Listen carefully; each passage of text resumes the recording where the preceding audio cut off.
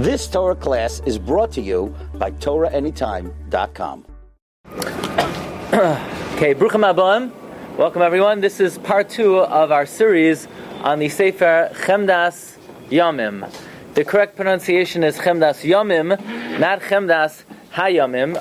For this year, you're going to need last week's Mar Makamas, which they were being handed out, as well as this week. So there are two piles. Let me just refresh your memory. There is a sefer that we mentioned, which is the source of many minhagei Israel, which was a very controversial sefer. There are two primary gedolim who challenged the authenticity and the veracity of the sefer, and most prominent being Rav Yaakov Emden. Rav Yaakov Emden, we read in a number of places. We read in at least 4 places last week that Rav Yaakov Emden says that the Sefer Chemdas Yamim was authored by none other than Nathan of Gaza. Nathan of Gaza was the prophet and PR director of Shabtai Tzvi. He lived from 1643 to 1680. And according to Rabbi Yaakov Emden, this book is a work of this false prophet. And Rabbi Yaakov Emden says it's a heretical work. It's not allowed to be studied. It's not allowed to be learned.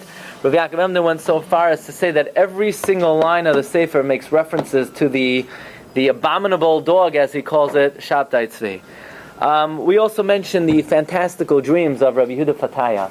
That Rabbi Yehuda Fataya dreamt that Nathan of Gaza came to him to try to persuade him to join the forces of Shabtai Tzvi, to believe in Shabtai Tzvi as the Messiah, and after that dream he woke up. He then had another dream where he saw Nathan of Gaza as a raven hiding in his cloak, and people were chasing after him to try to beat Nathan of Gaza. Another dream, Nathan of Gaza came to Rabbi Yehuda Fataya that Rabbi Yehuda Fataya should try to save his soul. And we learned that Rabbi Yehuda Fataya, in fact, performed various tikkunim to rectify Nathan of Gaza. He actually was successful in extricating him from the Kaf HaKela to get him at least to go into Gehenna, which was considered a better situation. And Rabbi Yehuda Fataya says that he was punished severely that year for trying to be masakein the neshama of Nathan of Gaza.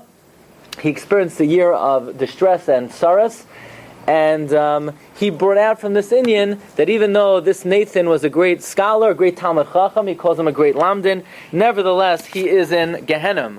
But, so we have these two challenges, Rabbi Yaakov Emden and Rabbi Yehuda Fataya. We also mentioned that Rabbi Ovadia Yosef's take on it is we don't pay attention to dreams. He probably was thinking about Chemdas Yamim, and that's why he dreamt about him. But the fact that he dreamt that it was written by Nathan of Gaza is of no significance. And as we're going to see, the very first Maramakim on sheet 2, which is this week's sheet, we're still going to go back, but the very first Maramakim is a very glowing haskama to the Chemdas Hayamim. I happen to have my own edition of Chemdas Yamim with the haskama of Rabbi Ovadia Yosef, and Rabbi Ovadia says it's a Sefer Kadosh. The dreams, we've already pointed out that Rabbi Ovadia says not to pay attention to the dreams of Rabbi Yehuda Fataya. But on the other hand, how do you ignore Rabbi Yaakov Emden's accusations, and how do you ignore what seem to have been very vivid dreams of Rabbi Yehuda Fataya? So I want to read to you, to start today's Shiur, a very rare, lengthy exposition of one of the great Sephardic Gaonim. You should be familiar with this name. He was one of the most prolific all-time writers, Rabbi Chaim Falag'i. He wrote many, many svarim, including Kaf HaChaim, but not the Kaf HaChaim that we're all familiar with. And Rabbi Chaim Falag'i was the grandson of one of the greatest Sephardic poskim, the Chikrei Lev. Anyone who ever opened up Rabbi Ovadia's svarim knows Rabbi Ovadia quotes very often from the Shalos HaShabbos Chikrei Lev. And Rabbi Chaim Falag'i is considered one of the greatest authors. And I could not get a hold of this work of Rabbi Chaim Falag'i. It's printed in a Sefer Kol HaChaim. It's very hard to read. So I have a friend, I mentioned him, in Norfolk, Virginia, Gedalia Schwartz, so I put him to work. And this article, written by Rabbi Chaim Falag'i, appears in a Sefer called Ta'alumai Sefer.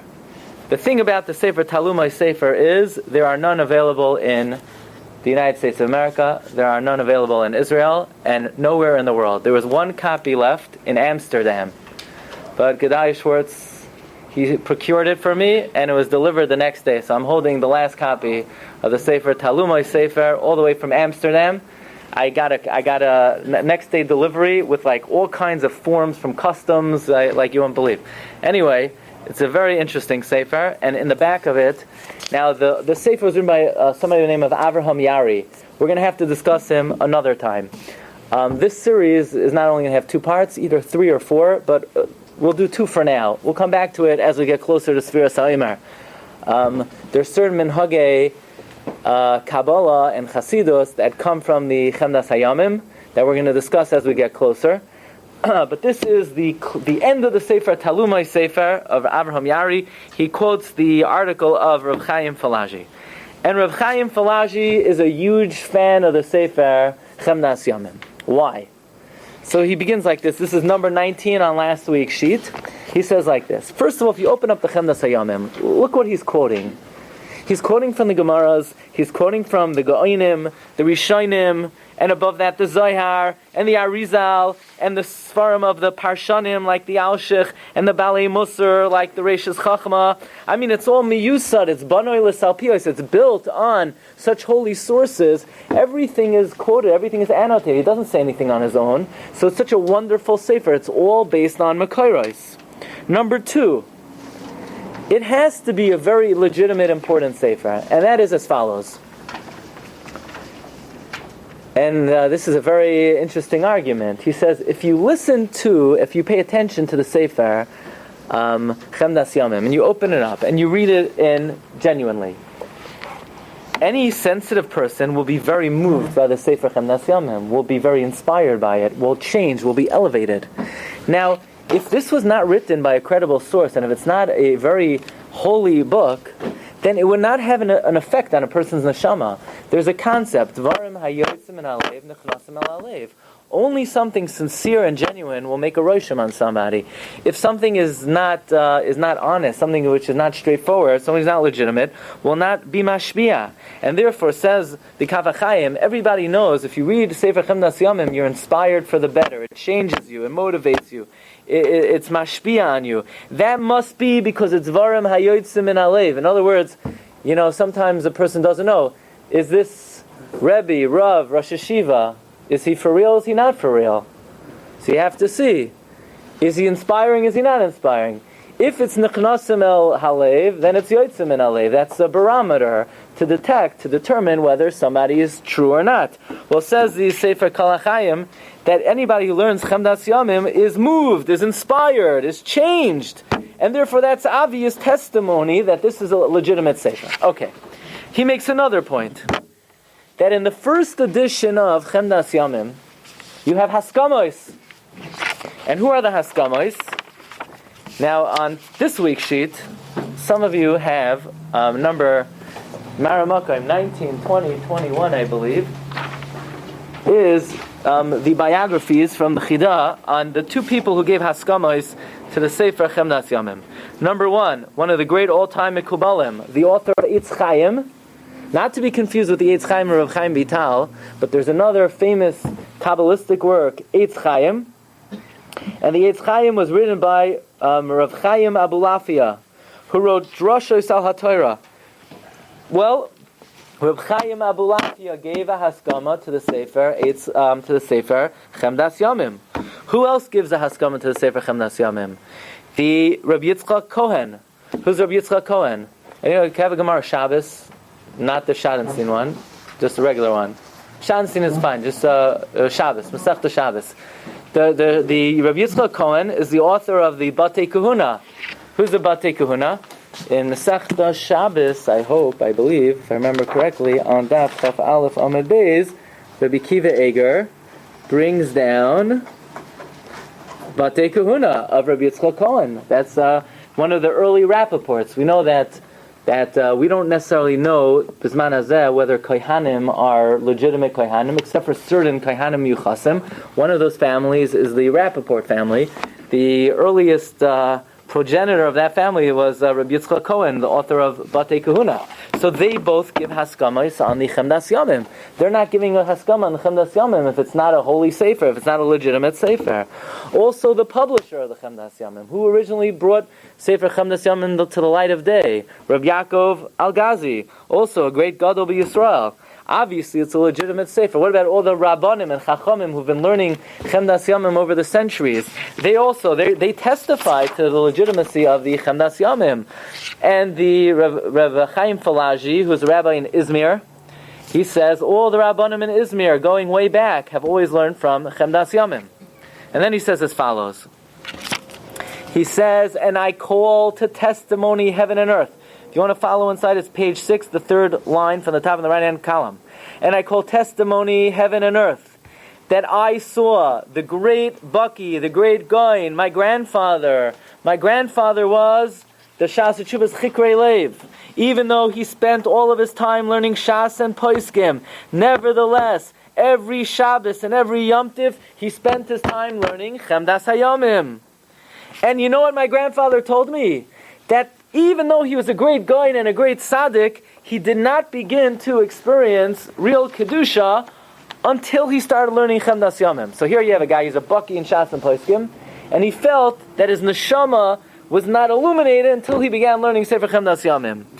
And says Reb Chaim Falag'i, and I say about myself, he says, I'm like a monkey compared to a human. I know about myself, and he says the following. My opinion is, it is impossible for a person to experience Kedusha Shabbos unless they learn the Sefer Chemdas Yamim.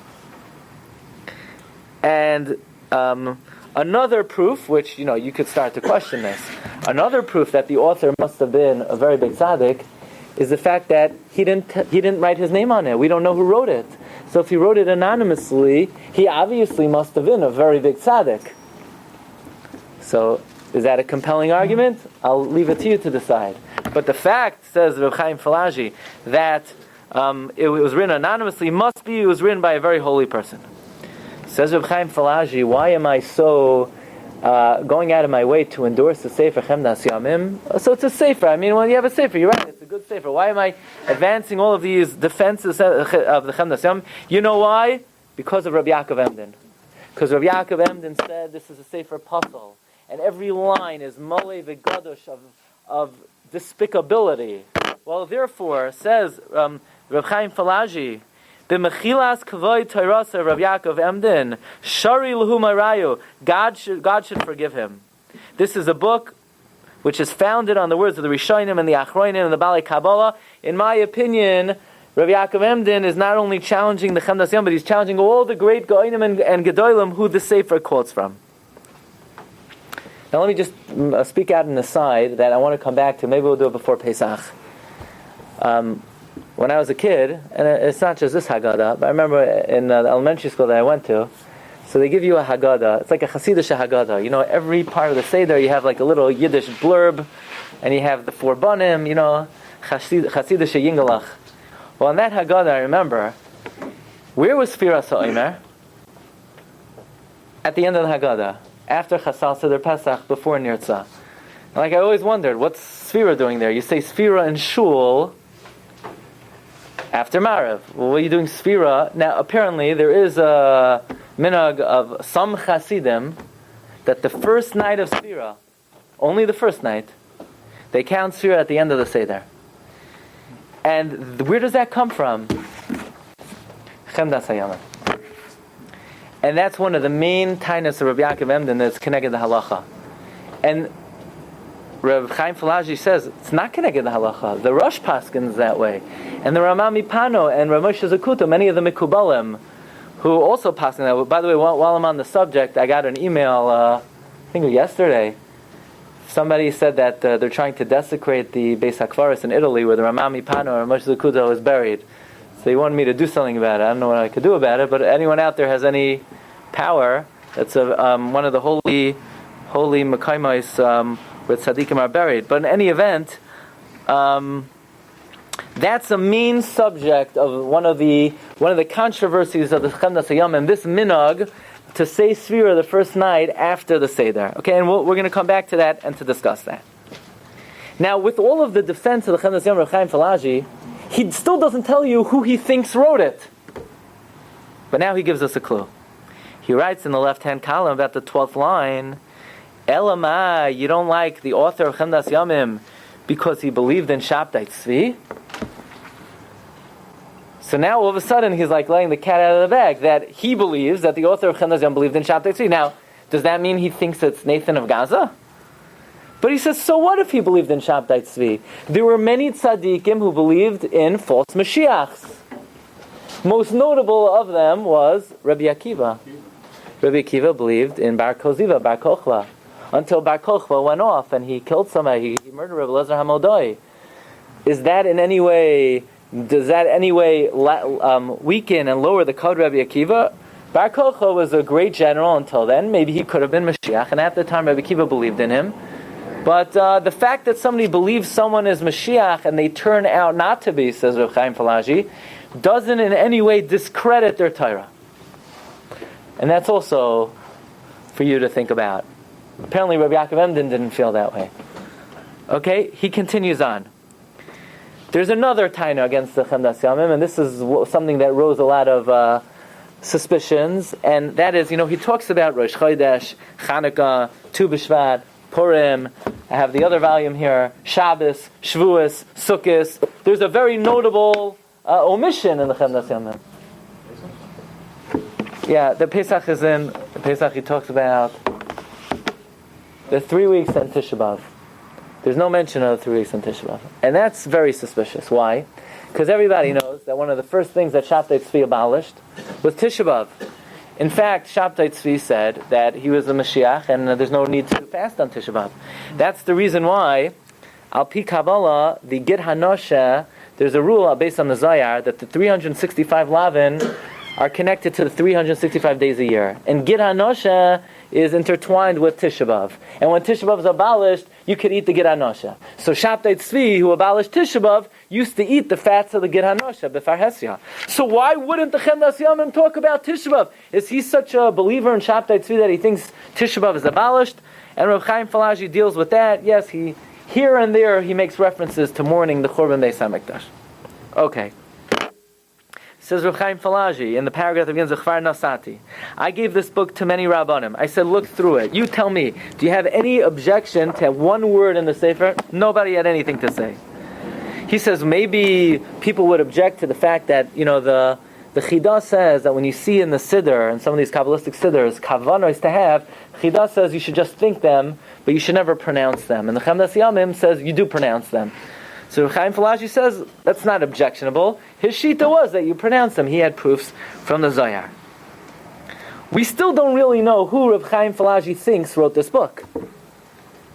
But then he brings out a story. And he tells a story about a rabbi by the name of Reb Shapsi Ventura. No relation to that guy on the Mets. His name was Reb Shapsi Ventura. And he visited Iskufaya. I wonder, where in the world is Iskufaya? I think he must be referring to. Where did Nathan of Gaza die? He died in Greece. He's buried in a place called Skopje. Skopje. No. What? He's not buried there? Scopus comes to mind, but that I was thinking. Skopje. That's how you pronounce it. I looked it up today. And that's where Nathan of Gaza was buried. For many centuries, people used to go there. The Sabbateans would go there as a pilgrimage. And this rabbi went to Skopje to collect money for these shivas. Fine. So the Beis HaKvaros where Nathan was buried is on the outside of the city. And as he's leaving the city, so some of the people who were escorting him said, on your way out, you might want to visit Kivrei Tzadikim. He said, yeah, Avada. So he goes to Kivrei Tzadikim, and they said, you know what? Nasan Hoazasi is here. Maybe you want to go to his kever. And he sort of he motioned like that. What? Going to his kever? Well, a short distance later, he developed a terrible sensation in his arm. He was in such pain he couldn't move his arm. He looked at his arm developed soras. He was in such terrible pain that he had to go back to the grave and beg the author of the Chemdas Hayamim, Slicha, Mechila, V'chapara. Now, one second.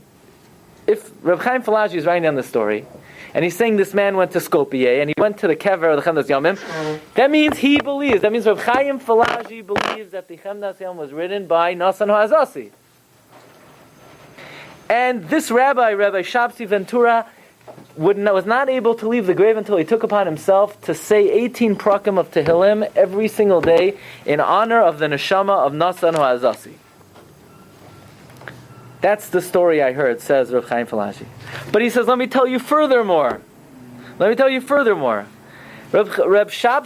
Ventura had a son, Reb Avram Ventura. And Reb Avram Ventura once visited Skopje. And he once passed by the grave of Nasan Ha'azasi. And as the son of Shabsi Ventura is passing by the grave of Nasan Ha'azasi, he died on the spot. Says Reb Chaim Falag'i, look at the power of this man. That when somebody sort of ridiculed him just by making a motion, it wasn't enough that he came to ask Slicha Mechila. It's not enough that he davens 18 prakim of Tehillim a day. When his son passed by, his son died, and his son is buried right next to Nasan Ha'azasi. And therefore, basically, Reb Chaim Falag'i has this to say about the Sefer Chemdas Yamim: don't mess. And he says, B'chlal, we have a Kabbalah that we don't talk about Shabtai Tzvi. So if you don't talk about Shabtai Tzvi, then certainly his Navi, who's not as bad as he was, we don't talk about. And therefore I say this is a wonderful Sefer. And then he says, let me tell you one other thing that I heard. As if this was not interesting enough. He says, I heard from a big Talmud Chacham. You ever wonder, the Chida quotes thousands of Svarim. Why doesn't the Chida quote the Sefer Chemdas Yamim? So I would say maybe he doesn't hold of it. No! Because the Chida was the Gilgul of the Chemdas Yamim. He was a Nitzitz of the Chemdas Yamim. And his avoid in life is what? That since the Chemdas Yamim was so outspoken against people who deviated, the Chida came back to give Musar in a softer way. Ad kan divrei Reb Chaim Falag'i in the book that just arrived from Amsterdam, the last copy. So here you have Rabbi Yaakov Emden feels this is a book of Minos, Apikarsos. Reb Chaim Falag'i says his Zayda, the great Chikrei Lev, said you can't get any Kedusha without reading this book. I mean, you literally do not have a wider gamut of extreme on any Sefer or any issue in Klal Yisrael than the Sefer Chemdas Yamim.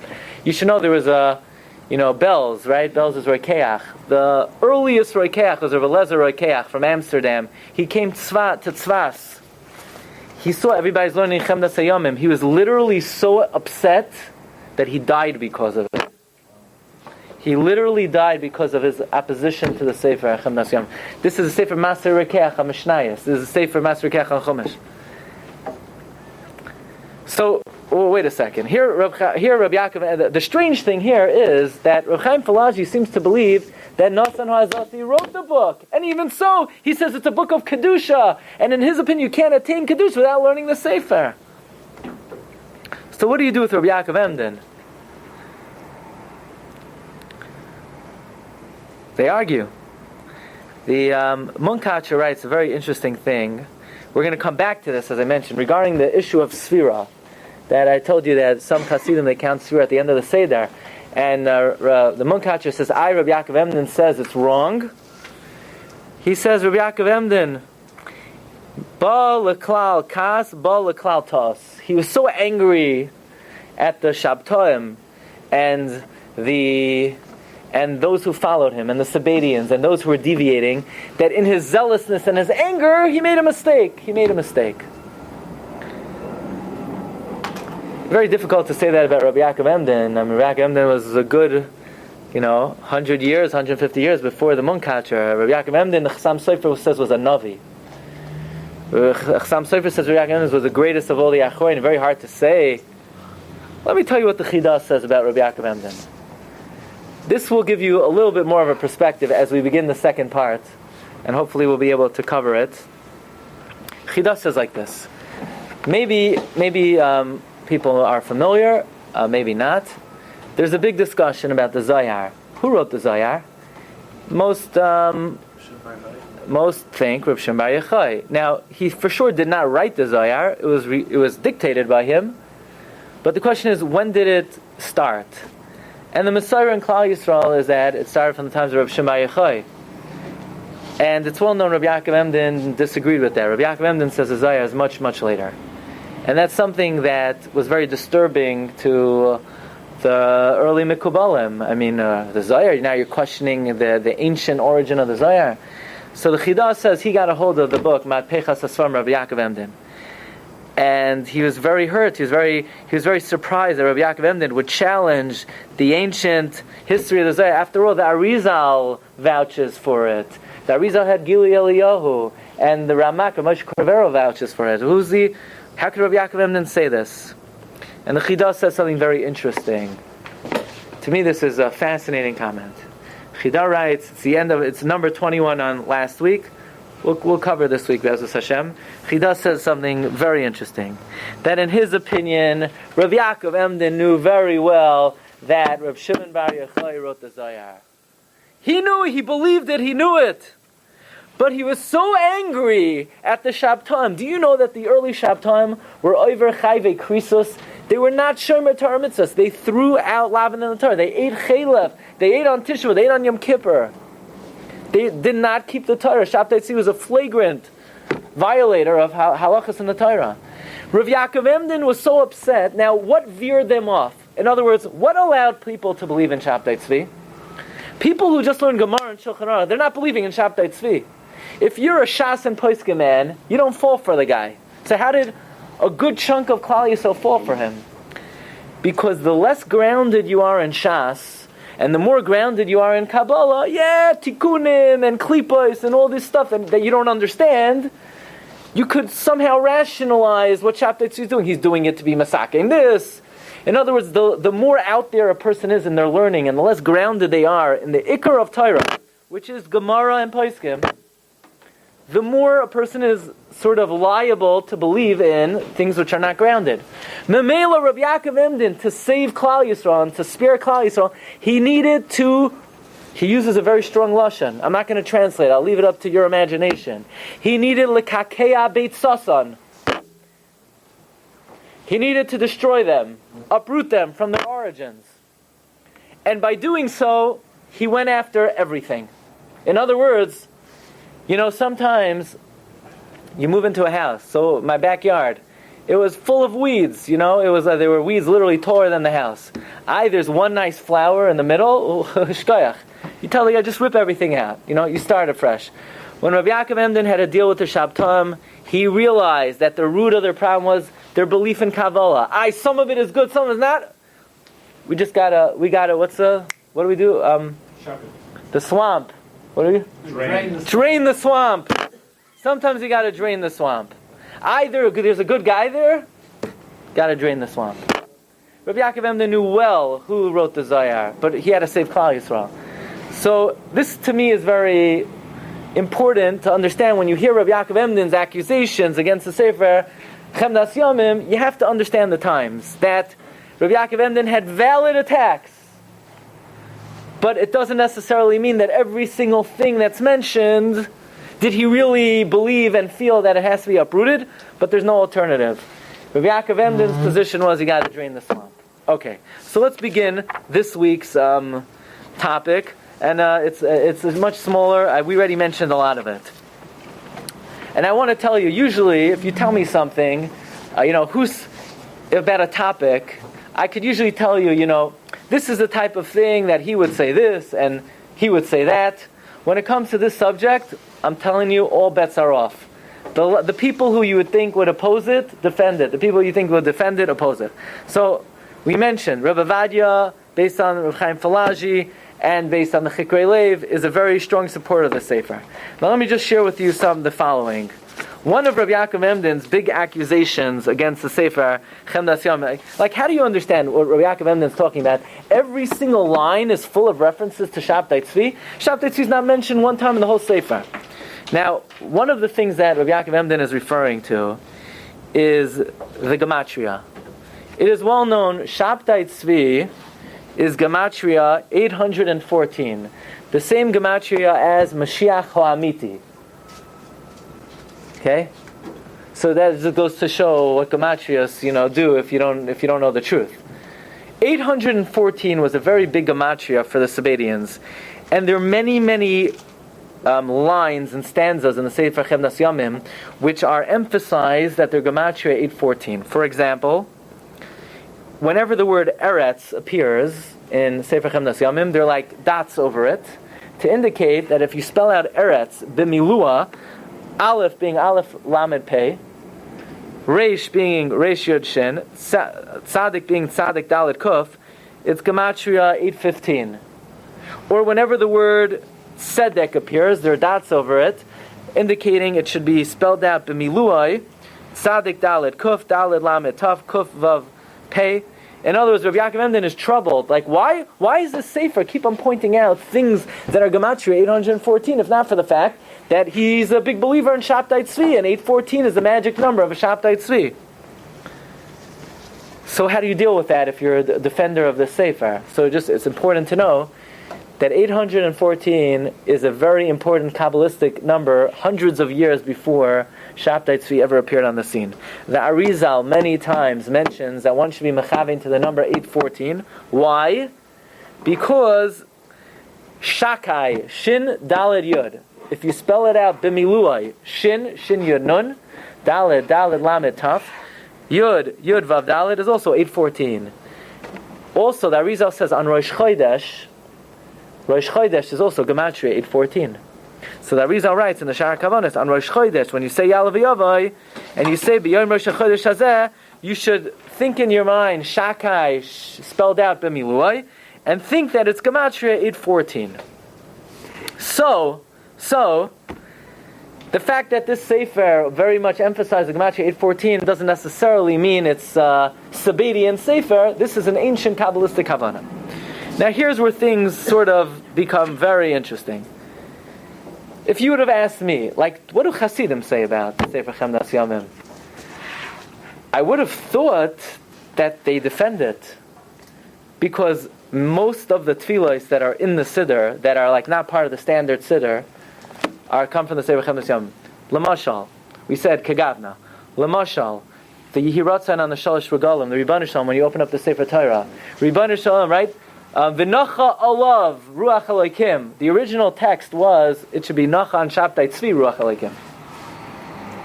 Many for example, you open up the Aron in Rosh Hashanah night, L'David Mizmar L'Hashem. There's a Hiratzain after.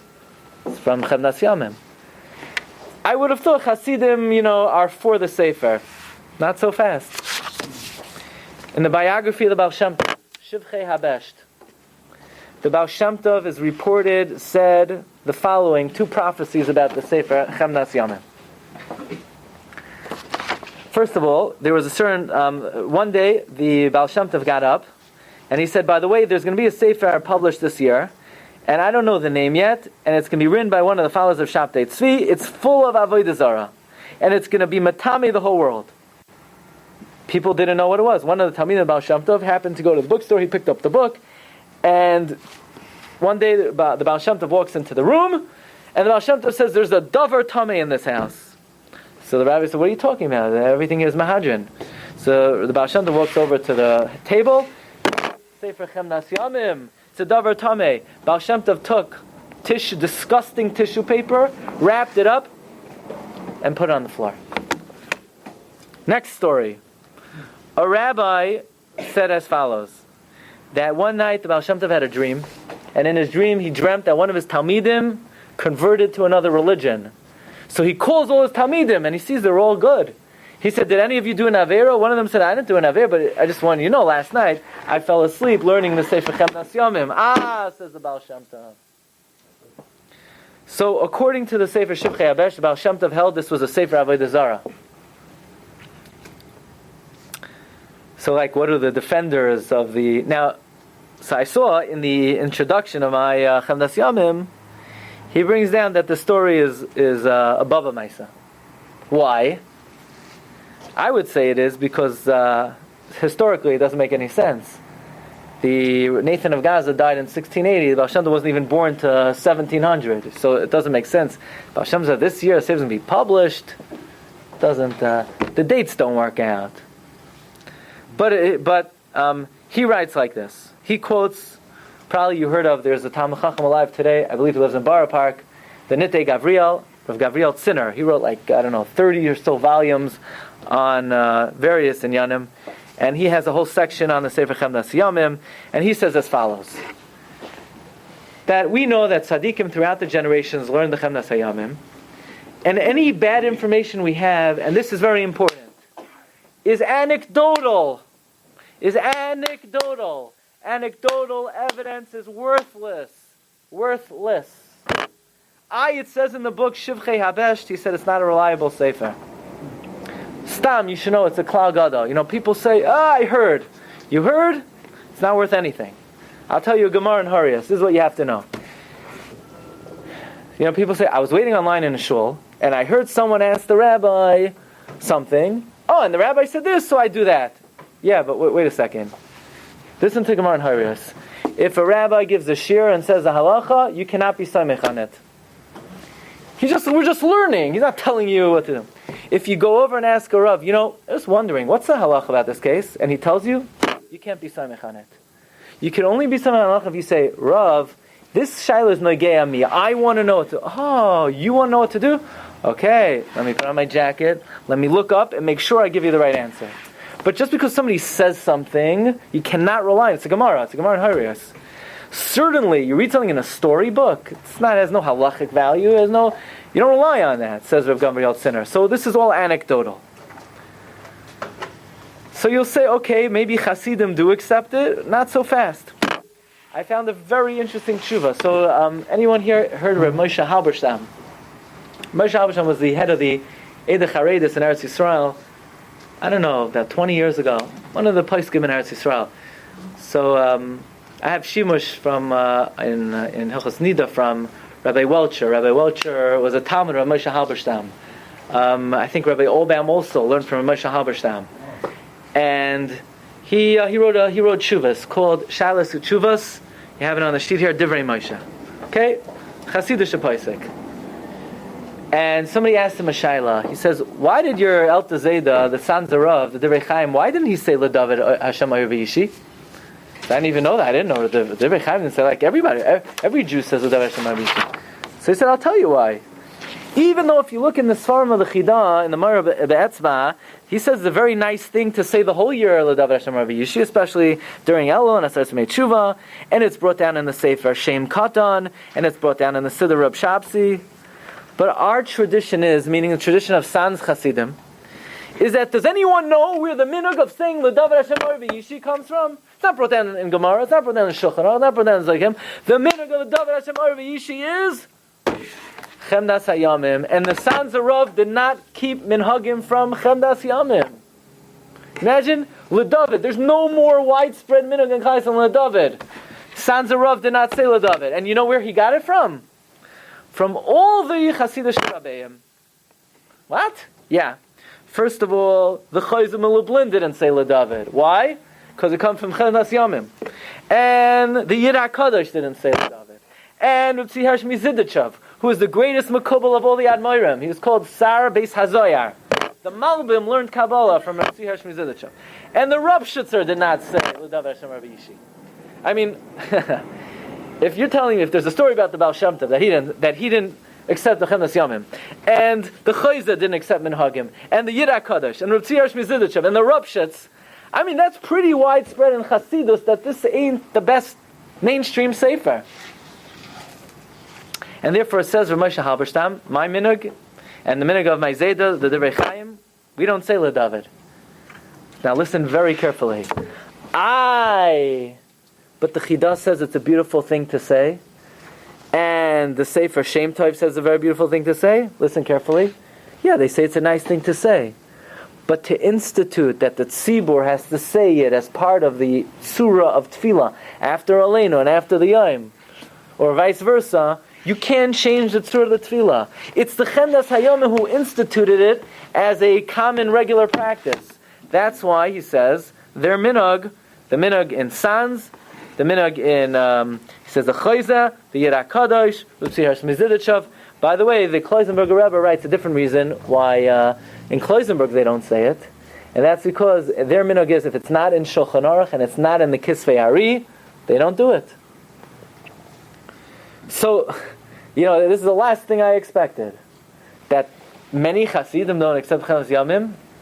And on the other hand, almost all the Achroinim in the Litvische Welt do quote the Chemdas Yamim.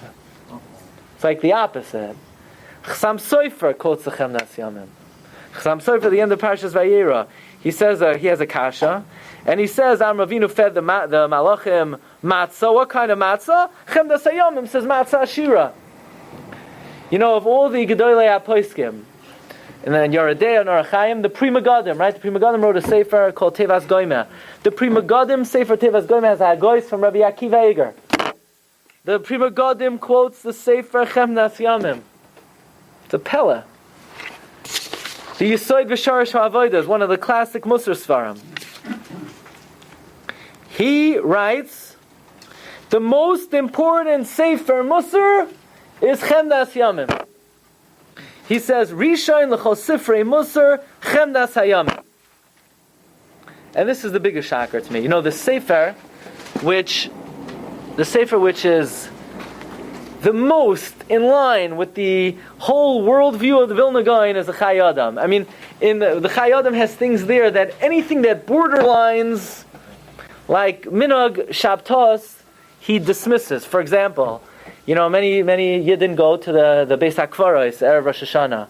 Chai Adam is not a fan. Anything which is the superstitious, Chai Adam is not a fan. And the Chai Adam writes about a certain Indian, look in the Sefer Chemdas Yamim. One of the leading Mekubalim today who's accepted in the Olam HaTorah is Rabbi Yaakov Hillel. I have many of his Svarim. I had schus to hear him speak. Once wrote him a letter. Very Adam Gadol Ma'od. He has a whole network of Koilelim in Eretz Yisrael. He has a whole publishing house called Ahavat Shalom, where most of the Sifrei Kabbalah are published by his publishing house. He also writes the opposite of what I would have thought. He says, the Ben Ish Chai wrote a sefer called Lashon Chachamim, where he writes different tefillos and makashos. Says of Yaakov Hillel, you know why the Ben Ish Chai wrote that? Because he didn't want people to have to rely on the bakashos and tefillos of the Chemdas Yamim. So he sort of reworded and reworked many of the tefillos and makashos. By the way, which we mentioned some of them. I'll tell you another one that we say. Tashlich. All Tashlich is Mikel Kamach and Ozam Pesha. The whole tefillah, where do you think the tefillah comes from? Chemdas Yamim. They say the Chidah just prints what the Chemdas Yamim already wrote. And Rabbi Yaakov Hillel says that's why the Ben Ish Chai sort of reworked it. So people shouldn't have to rely on this. Rabbi Yaakov Hillel writes he has like a pamphlet. He has a journal that comes out every so often called Mekav Tziel. And the defenders of the Chemdas Yamim challenge Rabbi Yaakov Hillel. They say, "What? That's not why the Ben Ish Chai." This is very interesting. Also, says Rabbi Yaakov Hillel, "How do I know that that's why the Ben Ish Chai reworded the Tfilos and Makashos?" He said, "I heard it from the Chachmei Bavel, the rabbis in Iraq." So they challenged Rabbi Yaakov Hillel. What do you mean you heard it from the rabbis in Iraq? How old are you? So you heard from Rabbanim. They weren't alive when the Ben Ish Chai was alive. Elamai, they must have been very little. How do you know they remember correctly? Maybe, they say very interestingly, maybe the reason they didn't like Chemdas Yamim because in Iraq, Rabbi Huda Fataya was the biggest Mekuval. And because of his dreams, he didn't like the Chemdas Hayamim.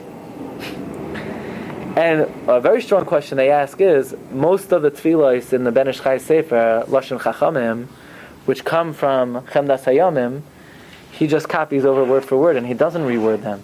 So if his intention was so we shouldn't have to rely on the Chemdas Hayamim, so why would he only change a few tefillos? Lamaisa, the Ben Ish Chai, in many of his Sfarim, quotes the Chemdas Hayamim. He says, if you want to know about the Chanukah story in Parshas Vayeshev, he says, look in the Sefer Chemdas Yamim. Now I'm going to tell you a very interesting thing. So, Yom Naram, the minhag is to go to the mikvah at least Erev Rosh Hashanah, Erev Yom Kippur. What do you do if you can't go to the mikvah? So you can't go to the mikvah. There's another eitzah. The eitzah is Mishnah Berurah brings it down. If you can't go to the mikvah, you're sick. The eitzah of having 9 kav of water poured over you. B'diavad it works. Some say that a shower could work because as long as you stand over it in a certain way and you let the water continuously pour over, the Ben Ish Chai brings it down, the Mishnah Berurah brings it down, but the water has to hit you on the head and hit your body all at once. You have to stay there obviously for a few minutes. You need 9 kav of water. But says the Ben Ish Chai, what if you can't get 9 kav of water? He says you have to get people with 3 huge containers to pour water over your head. And as the first guy is near finishing, the second guy has to start before the first guy is done. He says, what if you can't even do 9 kav of water? He says, I have a third eitzah for you. You wash netilas yadayim 40 times. And this is how you do it. Once on the right hand, and on the right hand, be mechavein to the first letter of the 72-letter name of Him. Then once on the left hand, then you think also the first letter. Next on the right hand, think about the second letter. Left hand, second letter. Right hand, third letter. Left hand, third letter. So you do alternate 10 and 10. And then you do 10 times on the right. And each time you think of the first letter of the 72 letter, second, third, fourth, fifth, till you get 10, and then 10 on the left. In other words, 10 and 10 alternating, then 10 on the right, 10 on the left, a total of 40. So if you can't go to the mikveh and you can't do the 9 kavim, then you do the 40 netilas yadayim. Says the Ben Ish Chai, where do I get this from? The Sefer Sfas Emes, not the Sfas Emes, the Ger Rebbe. One of the early Mikubalim. So, by the way, if you look up the Sfas Emes, where did the Sfas Emes get it from? The Chemdas Yamim. That means the Ben Ish Chai, who, according to Rabbi Yaakov Hillel, was trying to avoid the Chemdas Yamim, not only is not embarrassed to quote the Chemdas Yamim when it comes to history, he quotes it when it comes to Kabbalistic practices. And we started the Shiur that Rav Chaim Falag'i says that the Chidah quotes Svarim, and he doesn't quote the Chemdas Yamim. He does quote the Chemdas Yamim. He quotes it in at least 2 places, in the Shas Shuvas Chaim Shoal, in the Birkei Yosef. And therefore, the authorship of Chemdas Yamim remains one of the greatest mysteries in Jewish literature, and we're going to continue to delve into it.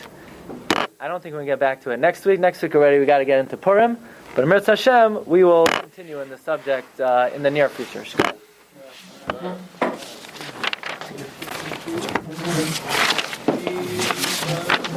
You've just experienced another Torah class brought to you by TorahAnytime.com.